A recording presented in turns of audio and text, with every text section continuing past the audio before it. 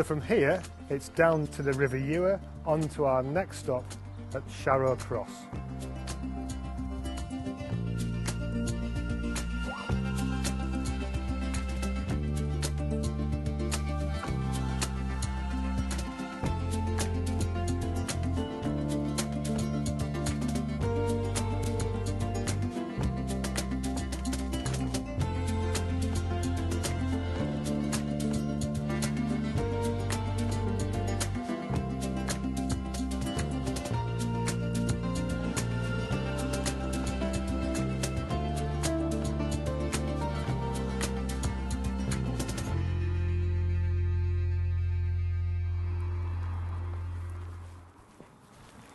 So this is Sharow Cross. It's one of what were 8 sanctuary crosses all around Ripon at a radius of 1 mile from the abbey. In 937 AD, King Athelstan, after his victory at the Battle of Brunanburh, granted the right to sanctuary at Ripon, York, Durham, Beverley and Hexham. At York and Durham, to gain sanctuary, you literally had to touch the door of the cathedral, and at Durham they've got the famous sanctuary knocker. In Ripon, however, you just had to be within 1 mile of the cathedral. So the right to sanctuary was rooted in the laws of Moses in the Bible, but in Saxon times obviously there were a lot of blood feuds going on, a lot of murders, a lot of robberies, and so the right to sanctuary was an important redress against any grievances. If you thought that people were after you and you wanted your cause fighting, then you had to try and get to sanctuary. So the right to sanctuary allowed a fugitive 30 days of food and shelter while the canons at the abbey looked into negotiating a peaceful solution. As part of that, the fugitive had to submit their belongings and any weapons and swear allegiance to the canons. Now the crosses, like this one at Sharow, define the limits of that area of sanctuary. Anyone violating that sanctuary would be fined, starting at the crosses themselves and increasing the further you got towards the abbey itself. At the end of 30 days, if a solution hadn't been found, the fugitive would then have to go and find another sanctuary elsewhere and begin the next 30-day process again. If they ran out of sanctuary, then that's when they were forced to become an outlaw, live outside of the law. And in some cases, they would be made to walk barefoot, wearing sackcloth, to the nearest port, whereby they'll be excommunicated to France and the Low Countries. The sanctuary of Ripon lasted until 1540, and the cross itself is the only one of the sanctuary crosses that survive.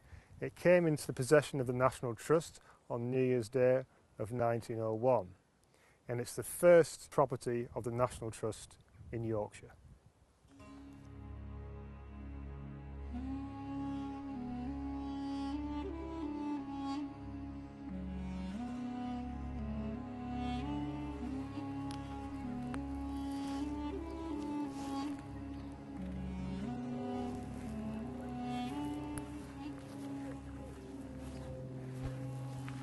So this is the impressive grave of Charles PIAZZI SMYTH and his wife Jessie.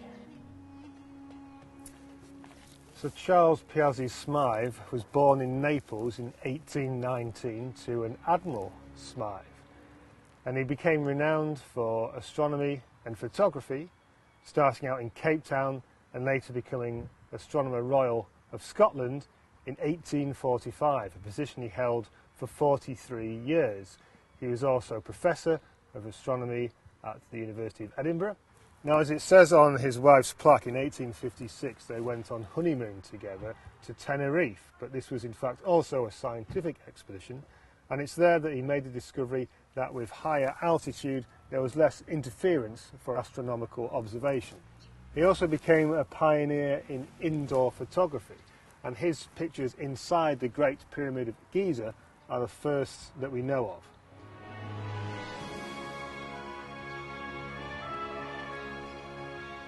In fact, he became a bit of an expert in Egyptology and pyramids in Egypt and published several works on the subject. He also worked with Herschel, constructing a map of the solar spectrum, advancing the field of spectroscopy.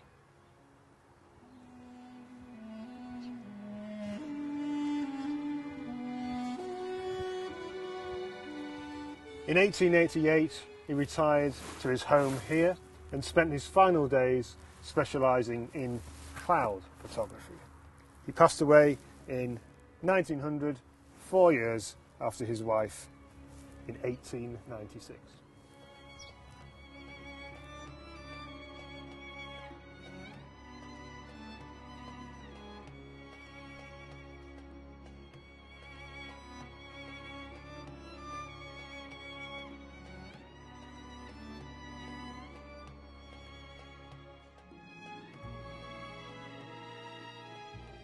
Now, we're walking between Sharow and Copt Hewick, which is where hopefully we'll find St Swithin's Well.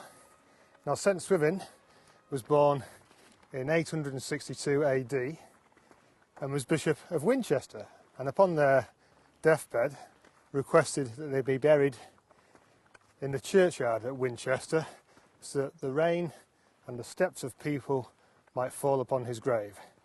And he was buried there, but in 971 AD his body was exhumed and reburied inside the cathedral, upon which there was promptly a huge thunderstorm.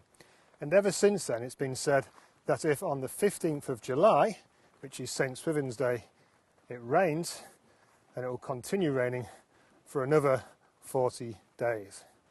So let's hope it doesn't rain this year, because it's already been raining quite a lot already.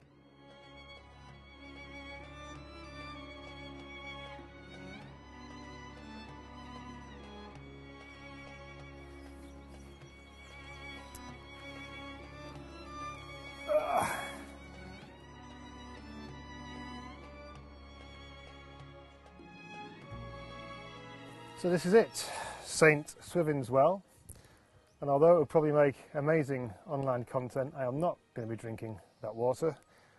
I'll probably stick to my own bottled water, I think. But thank you for coming with me on my little pilgrimage. Let's hope it doesn't rain on St Swithin's Day, fingers crossed. And until next time, keep church searching.